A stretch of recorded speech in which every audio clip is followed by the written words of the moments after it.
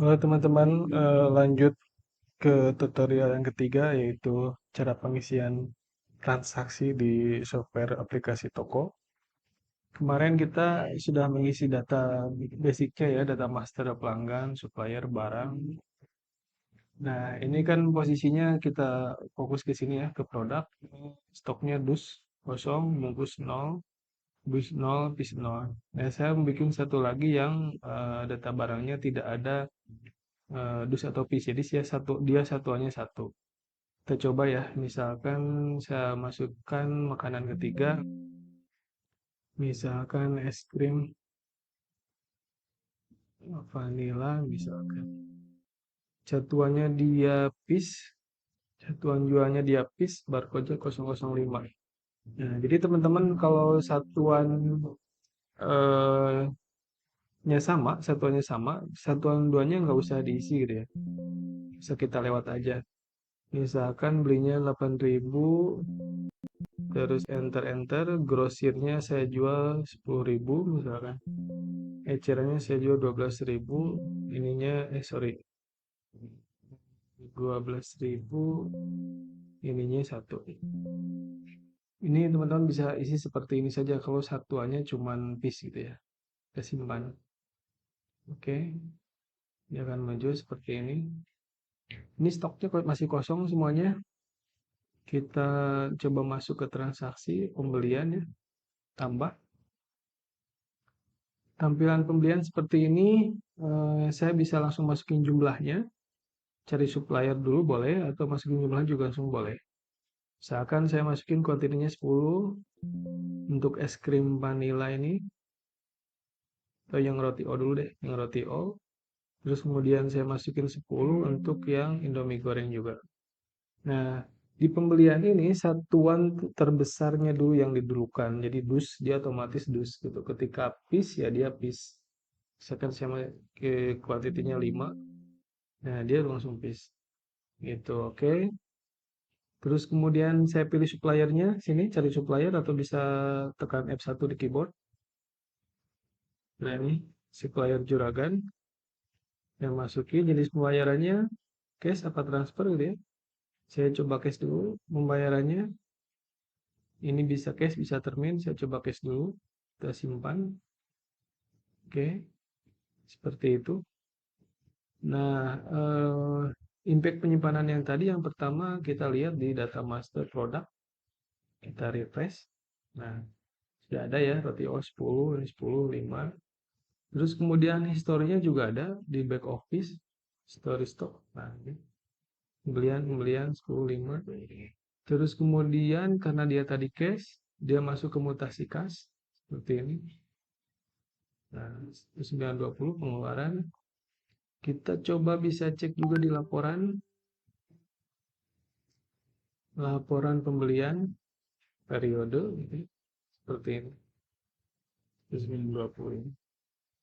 Oke, ada juga laporan yang lainnya, teman-teman bisa coba cek saja. Nah, kembali lagi ke transaksi pembelian. Ini yang untuk transaksi pembelian secara cash. Nah, gimana untuk yang kredit? Sama saja. Coba tambah. Saya coba masukin misalkan 2 untuk yang roti O, 2 dus. Terus kemudian Indomie goreng, 2 dus juga. Nah, ini akan saya masukin ke pembelian kredit. Cari dulu suppliernya ya. Ini sudah ada satu. Kalau mau nambah, kita bisa langsung di sini. Ini ada tambah F1. Tinggal klik F1 aja di keyboard. Supplier 2 misalkan supplier eh, kom atau supplier produk lah, alamat Bandung, pokoknya 022. Oke, simpan. Ini belum ada ya, kita coba cari aja. Nah, muncul, enter ke bawah, kemudian enter lagi. Terus jenis pembayarannya rencananya cash pembayaran ini. Saya coba 1 minggu gitu ya. Kita simpan aja, simpan. Ya, begitu disimpan. Yang pertama yang pasti dia akan berubah pertama ke data produk gitu ya. Kita refresh 12, 12, karena kita beli 22 tadi. Terus kemudian di back office, history stock juga masuk, ini refresh. Nah, ada masuk, ini 22. Terus kemudian ada di bayar hutang. Karena tadi transaksi kredit ya, Tempo masuk ke hutang. Nah, seperti ini. 376.000. Itu laporannya sama, laporan pembelian ada dua harusnya. Nah, itu. Laporan hutang juga ini bisa per supplier seperti ini atau seluruh supplier seperti ini. Nah, ini kita di sini ya di hutang, kasus hutang. Nah, gimana caranya supaya kalau ada nambahin hutang-hutang yang sebelumnya, yang fakturnya sudah masuk, tapi sisa saldo hutangnya ada gitu. Nah, kita tinggal sini aja tambah hutang, cari suppliernya, supplier produk misalkan, atau saya bedain lah supplier juragan. Nah, tanggalnya, temponya, keterangan saldo hutang, hutang juragan. Saya masukin 500.000, simpan. Nah, jadi dia sudah ada dua hutang nih. Kita bisa cek di laporan hutang per supplier ini. Oh, sorry, per supplier ini. Terus kemudian supplier curagan ini totalnya ini seluruh supplier ini. Seperti itu. Nah, gimana kalau bayar hutang? Nah, kalau bayar hutang, teman-teman tinggal sini, bayar hutang, set, masukin, pilih suppliernya. Saya masukin yang inilah, supplier produk. Bayarnya apa? Cash apa transfer? Saya taruh cash dulu ya. Enter ke bawah, enter lagi, kita cari ini buktinya baru 376. Saya bayarnya 76.000 deh. Nah, sisanya jadi 300.000. Simpan, terus refresh, 76 sudah ada. Kita ke laporan hutang, per supplier produk. Nah, ini sisanya gitu. Begitu di total juga seluruh supplier. Nah, begitu. Karena ini ada pembayaran 76.000, maka dia otomatis masuk ke kas juga. Kita ke back office, mutasi kas semua. Nah, 76.000. Begitu teman-teman untuk yang pembelian. Nah, selanjutnya bagaimana kalau ada transaksi retur pembelian? Ini teman-teman masuk di sini retur pembelian, kita tambah, kita pilih ya. Nah, tadi ada dua transaksi, yang satu cash, yang satu kredit. Saya coba yang cash dulu ya. Cash transfer, cuma dua pilihannya ya. Saya pilih, misalkan ini roti O, saya retur 1 dus. Ini simpan.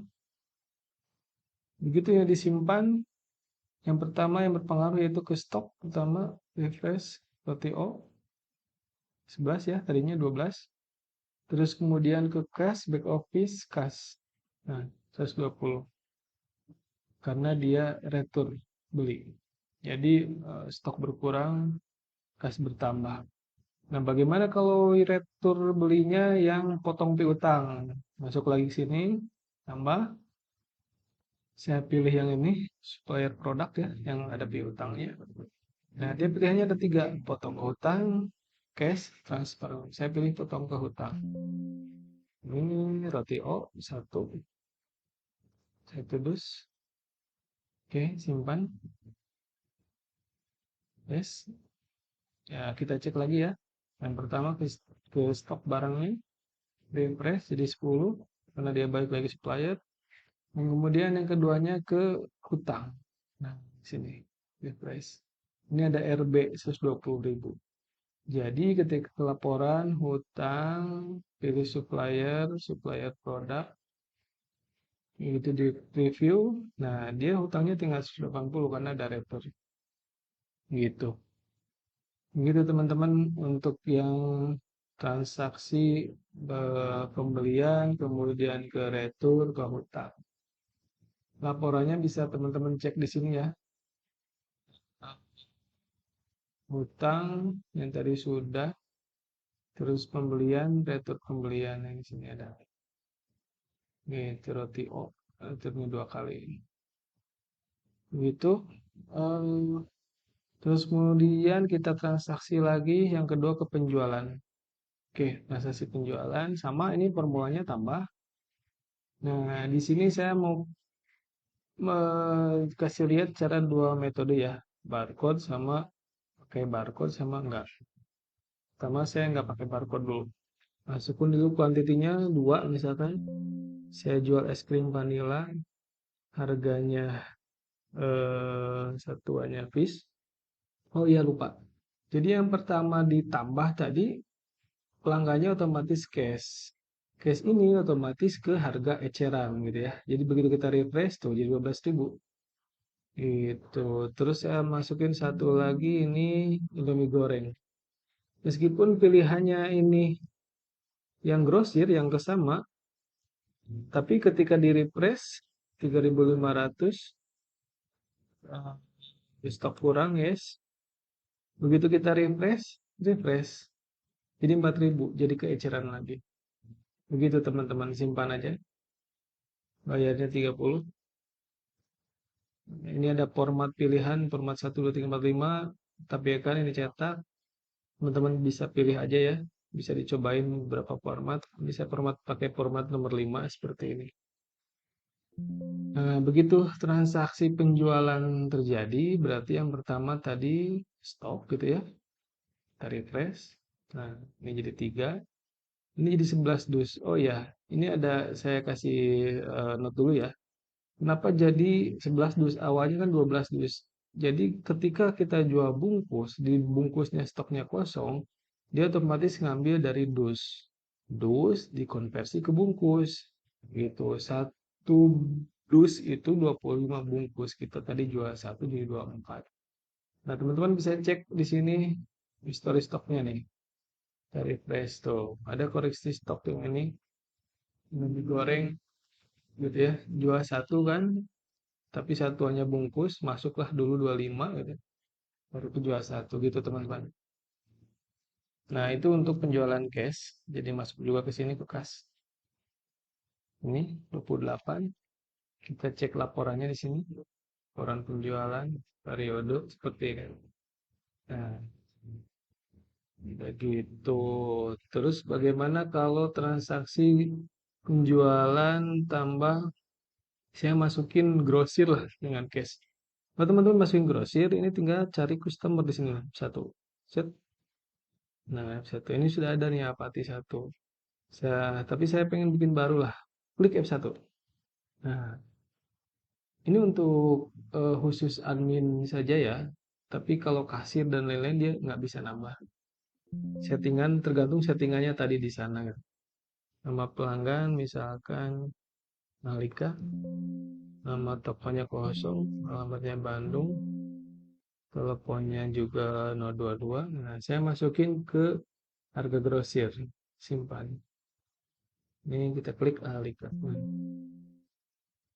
Oke, saya misalkan beli 5 ini roti O. Nah, tentu saya masukin yang 125 misalnya. Nah, ini kan harganya 125 ya. Tapi ingat roti O ini ada minimal quantity. Saya misalkan belinya satu deh. Nah, begitu kita refresh, dia jadi 128 tuh. Jadi ke harga eceran. Karena minimal kuantitinya tadi kita isi 3. Gitu teman-teman. Ini kita 5 lagi refresh. Jadi 125. Begitu teman-teman. Ini kita simpan juga sama. Oh, sudah. Bayarnya 650 misalnya. Nah, seperti ini. Nah, terus bagaimana untuk yang penjualan kredit? Oke, punya kredit ya kita masukin. Misalkan saya masukin lagi ini satu dus roti O-nya yang 125 deh. Terus kemudian satu lagi ini Indomie goreng sedus. Terus es krim satu. Nah, setelah ini kita pilih cari konsumennya. Saya masukin Pati deh. Oke, refresh ya. Coba refresh dulu. Sebetulnya sih langsung di save juga nggak masalah. Nah, ini jadi 108 nih karena dia minimal minimal belinya, grosirnya 3. Gitu. Ini kita simpan kredit. Simpan kredit. Nah, begitu disimpan kredit ini, escape. Begitu disimpan kredit, dia akan masuk ke yang pertama. Kita cek dulu ya, produk. Jadi refresh. Nih, di 10 dus ya, tadi 11. Nih, 4 dus, jadi 2. Teman-teman bisa cek di history stoknya. Sini, refresh. Nah, ini nota nomor 3 nih. Terus kemudian masuk ke transaksi terima piutang. Nah, ini ada Al-Fatih 213 tadi. Jadi dari sini bentuk nih piutangnya Al-Fatih. Nah, caranya untuk nambahin saldo piutang yang sebelum-sebelumnya yang fakturnya sudah lewat sama dari sini tambahin piutang. Saya masukin Alika nih, saldo piutang. Piutang Juni. Misalkan 1 juta. Oke. Nah, kita bisa cek nih di laporan piutang per pelanggan Pati. Ini yang Alik. Nah, ini laporan piutang seluruhnya. Ini yang per pelanggan gitu. Seperti itu teman-teman. Nah, bagaimana kalau pembayaran piutang? Nah, pembayaran piutang kita tinggal masukin sini ya, tambah piutang. Sorry, sini. Bayar piutang. Sini, misalkan saya masukin bayar yang mana ya? Yang Al-Fatih deh. Al-Fatih cash. Saya masukin misalkan 213.000 bayar full. Simpan. Oke, refresh. Ketika Al-Fatih ini bayar piutang, jadi dia masuk ke back office, montasi kas, terus 13.000 sini. Gitu. Kemudian di laporan piutangnya juga masuk dia yang Al-Fatih. Nah, seperti ini. Jadi total piutangnya juga berkurang. Seperti ini teman-teman. Nah, dari sini gitu ya, dari transaksi penjualan terima piutang, ada satu lagi retur. Jadi kalau ada pembeli yang retur ke toko gitu ya, balik lagi karena barang rusak atau cacat gitu ya, itu bisa masukin dari sini. Tambah, cari penjualannya. Ini yang cash tadi 28.000. Ini pilihannya 2 ya. Cash, terus kemudian es krim vanilla. Saya retur 1 misalnya. Tinggal simpan. Oke, 12.000. Itu jadi pertama dia masuk ke stok refresh screen vanilla ya.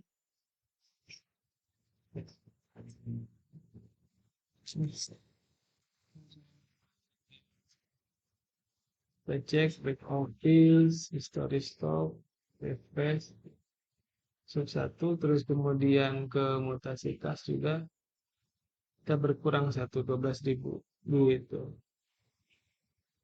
Gitu teman-teman. Nah, gimana kalau returnya motong ke piutang?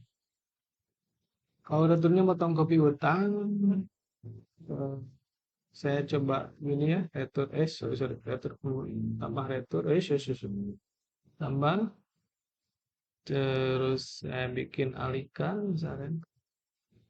Ini roti O, saya retur 1 dus. Ininya jangan lupa teman-teman. Oh, sorry. Ini Alika nggak ada. Ini Alpati. Alpati ada. Oh, nggak ada karena dia udah lunas ya. Iya, udah lunas teman-teman. Yang Alpati sudah kosong. Yang ini ada, cuman dia tidak ada fakturnya ya. Jadi tidak terbaca. Oke, kita masukin dulu deh penjualannya. Kita cari lagi satu Alpati. Nah, misalkan saya masukin berapa ya? 5 lah. Nah, ini yang bungkus deh. Terus kemudian ini yang dus. Oke, simpan ya. Kita simpan kredit ya. Jangan lupa F2. Sini, simpan kredit. Nah, sip. Kita cek ya. Di sini, 50 utang. Refresh. Ada nih. Apati. 610.000. Kita coba retur ya, retur, terima retur nih. Terima retur, tambah. Kita pilih yang Al-Fatih, yang ini 610. Nah, dia ada pilihan nih, potong kopi utang. Utang, saya masukin, oh sorry, ini nih, satu, simpan. Karena dia motong ke piutang, kita cek di piutangnya, refresh. Nah, RJ nih, 72. Jadi begitu kita cek di laporan piutang, untuk yang Alpati ini, kering, tuh, jadi ada 72 di RJ, berkurang si utangnya.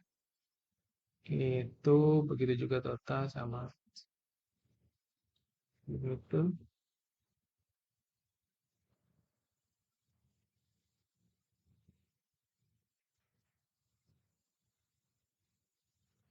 Dari hasil-hasil transaksi yang tadi, kita bisa cek di sini ya. Oh sorry, pakai sikas belum, kita belum ke kas ya. Kita bisa cek di laporan laba rugi omset. Nah, 73.000 nih, es krim vanilla. Ini yang retur ini yang minus ya. Nah, ini yang selisihnya. Jadi ini omset kotor ya. Harga jual dikurangi harga beli dikali quantity. Terus yang kedua di laporan laba rugi yang ini. Nah, ini ada 73280 ya.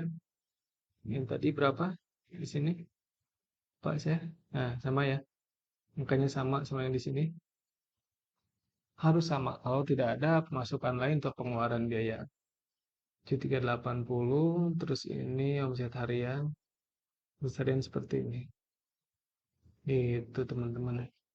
Nah, tadi udah kita ke eh, penjualan, terima retur, terima piutang. Oh ya laporan. Laporan penjualan di sini ada per periode. Pertama, seperti ini, ada per pelanggan. Laporan pelanggan, teman-teman bisa cek lah di sini ya. Pelanggan ini dapat berapa berapa gitu. Ada laporan per barang, barang yang terjualnya apa aja. Gitu. Terus ke stok, ada laporan stok barang seperti ini. Ada laporan stok limit. Nih, yang roti O tadi kan. Stoknya 2 kita limit 10. Ada yang stok over yang kelebihan tapi kita tadi nggak isi ya datanya. Laporan kartu stok, kalau ini per barang nih, mie goreng. Ini seperti ini. Sado 6, yang dus, yang bungkus 24 gitu. Gitu teman-teman. Terus apa lagi ya? Satu lagi nih. Kalau pakai barcode gitu, tambah, teman-teman bisa klik ke sini supaya formulan dia kode dulu. Misalkan seperti ini. Saya tadi isi kode 001 ya, tuh. Saya tadi isi 02. Nah, 002 belum ada nih. Oh, roti oh sudah ada. Jadi dia dus sama pisnya. Saya masukin 003, nggak ada. 004. Ini contoh ya barcode ke teman-teman tembak gitu ya, tet gitu kan. Dia langsung enter ke bawah. Cuman defaultnya si kuantitinya satu. Jadi kalau mau pindahin ya tinggal ke sini aja. Gitu teman-teman. Sama, cuman bedanya ini ditembak aja gitu. Ini juga sama, si kuantitinya juga dia rombak gitu ya. Kalau cash, kalau kita pindahin ke grosir gitu ya. Di sini ini belinya 5 misalkan 4, ini belinya 4, ini refresh, jadi 125. Begitu teman-teman. Ini simpan aja ya. Simpan. Saya bayar 900. Oke, seperti itu. Nah, terus kemudian di back office ini ada pemasukan. Nah, pemasukan ini untuk pemasukan lainnya di sini bisa diinput gitu. Misalkan apa ya? Misalkan akun pemasukan lain yang tandanya case, misalkan jual kardus misalkan ya. Kardus sekarang 50.000. Ini kita simpan. Nah, ini berpengaruh ke sini. Baru ini refresh dulu. Nah, berpengaruhnya ke sini. Ke 8.000. Set. Ini ada nih, masukan lain 50.000 ya. Terus ke mutasi kas di sini juga nih. Oh, sorry, mutasi kas mah dia pindah buku ya. Sorry, salah. Nah, terus kemudian ada back office-nya juga biaya, ada biaya nih. Nah, biaya ini kita bisa masukkan di sini biaya-biaya toko ya. Biaya listrik misalkan cash. Listrik bulan Mei. Misalkan 150. Misalkan ya, udah simpan. Set. Kita coba cek juga di sini laporan laba rugi. Ini ada juga nih 150 ya. Seperti itu. Jadi biaya-biaya itu seperti itu. Ya, begitu teman-teman. Jadi itu tadi biaya ya. Biaya ke sini ke laporan laba rugi seperti ini. Atau kita juga bisa di laporan biaya nih. Laporan periode atau laporan per akun. Ini per periode, ini per akun. Kalau ada beberapa gitu ya. Jadi biaya listriknya berapa totalnya gitu. Atau misalkan tadi biaya gaji karyawannya berapa. Nah, eh, di back office yang terakhir ini ada mutasi kas ya. Ini semua. Jadi ini ada kas mutasi ke bank, ada mutasi ke non bank. Mutasi ke bank sama mutasi ke non bank itu jadi gini. Kalau mutasi ke bank gitu ya. Kalau mutasi ke bank ini akan saya pindahkan nih misalkan mutasi 100.000 simpan. Jadi begitu di refresh nih kasnya berkurang, banknya bertambah gitu. Begitu mutasi non bank juga kebalikannya dia. Jadi misalkan ke mutasi ke non bank cash berarti kan dari BCA ke cash misalkan 50.000 simpan. Nah, kita refresh, oh sama. Dia ini ke cash dari masuk cash dari eh, bank ke cash. Kalau ini bank cash ke bank itulah. Gimana ya? Jadi kalau ini dari bank ke cash, cash ke bank itu. Nah, kita bisa cek di sini di laporan mutasi kas. Nah, seperti ini. Pindahannya mutasi kas gitu. Itu teman-teman, ini laba rugi tadi seperti ini. Terus kemudian ini ada rekap kas seperti ini, format detail. Ini format summary gitu ya, PowerPoint seperti ini. Ini ada format detailnya. Begitu. Grafik mungkin, nah ini grafik sudah ada teman-teman. Sudah muncul karena ada transaksi berapa tadi. Ini rekap kas. Begitu teman-teman untuk laporan transaksi kemudian ke laporan sudah kita bahas semuanya ya. Teman-teman bisa cek masing-masing, cobain dulu program ini sampai merasa enak gitu ya, sampai merasa nyaman. Kalau ada pengembangan atau ada kebutuhan lain bisa hubungi saya. Kalau ada bug atau error yang mungkin bisa kabarin saya juga. Terima kasih. Terima kasih teman-teman. Sampai jumpa.